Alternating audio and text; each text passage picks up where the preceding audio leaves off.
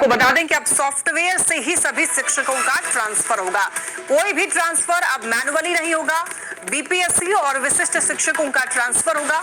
देखिए, पहले फेज का इसी महीने 30 जनवरी तक लिस्ट जारी करने का लक्ष्य है और सभी जिलों से बारी बारी से विभाग को ऑनलाइन रिक्तियां मिल रही है। कल शाम तक ट्रांसफर को लेकर के शेड्यूल जारी होगा और फरवरी में दूसरे या तीसरे या फिर चौथे फेज का सॉफ्टवेयर से ही ट्रांसफर होगा।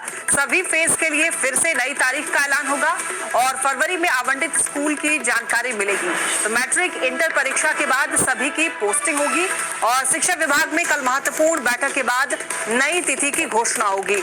और अब तक सिर्फ 35 कैंसर पीड़ित का ट्रांसफर हुआ है। सॉफ्टवेयर में डाटा फीड करने का काम शुरू हो चुका है। और ज्यादा जानकारी के लिए न्यूज 18 संवाददाता रजनीश हमारे साथ जुड़ रहे हैं। रजनीश, देखिए, ट्रांसफर पोस्टिंग को लेकर खबर मिल रही है कि अब सॉफ्टवेयर के जरिए होगा, पूरी जानकारी दीजिए।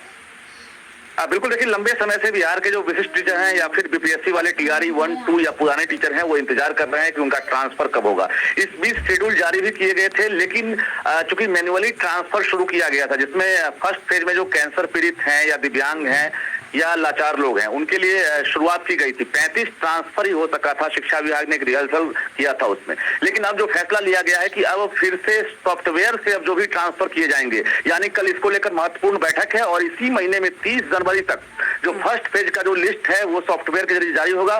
जबकि बाकी जो रिक्तियां हैं कई जिले से मांगी गई है, वो रिक्तियां जो है धीरे धीरे ऑनलाइन ही शिक्षा कोष से डीओ भेज रहे हैं। उसके आधार पर जो डेट है वो जारी किया जाएगा। माना यह जा रहा है कि फरवरी महीने में तमाम जो विशिष्ट टीचर हैं या बीपीएससी टीआरई 1, 2 पुराने वाले हैं, फेज वाइज उनका ट्रांसफर होगा। हालांकि स्कूल की जानकारी दे दी जाएगी, लेकिन पोस्टिंग उनका मैट्रिक और इंटर एग्जाम के बाद किया जाएगा। ये कहीं ना कहीं लक्ष्य रखा गया है। फिलहाल जो बड़ी जानकारी यही मिल रही है कि जो सॉफ्टवेयर से ट्रांसफर होने की बात है उसका ट्रायल भी शुरू हो गया और उसमें डेटा फीड करने का काम शुरू हो चुका है। कल एसीएस डॉक्टर एस सिद्धार्थ बैठक करेंगे तमाम अधिकारियों के साथ। उसके बाद ये कल नई तिथि का ऐलान करेंगे, जिसके बाद जानकारी मिलेगी कि first phase, second phase, third phase and fourth phase का ट्रांसफर कब तक होगा। जो लक्ष्य रखा गया उसकी जानकारी कल जो है तमाम शिक्षकों को मिल जाएगी। लक्ष्मी, लेकिन रजनीश, क्या फर्क है मैनुअली और सॉफ्टवेयर के जरिए जो ट्रांसफर किया जाएगा? क्या इसमें कुछ बदलाव रहेगा या फिर किन किन बातों का इसमें ध्यान रखा जाएगा?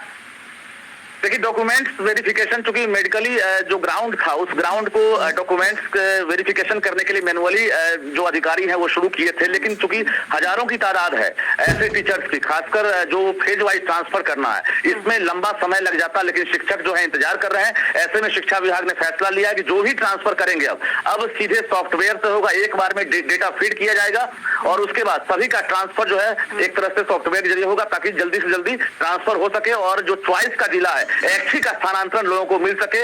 और कहीं ना कहीं जो 300-400 किलोमीटर दूर वाले जो शिक्षक हैं जिन्होंने अप्लाई किया है, उनकी जो एक तरह से कहीं ना कहीं चिंता है कि अब ट्रांसफर कब होगा, उनके लिए कल सूचना मिल जाएगी कि आपका ट्रांसफर का डेट क्या होगा और कब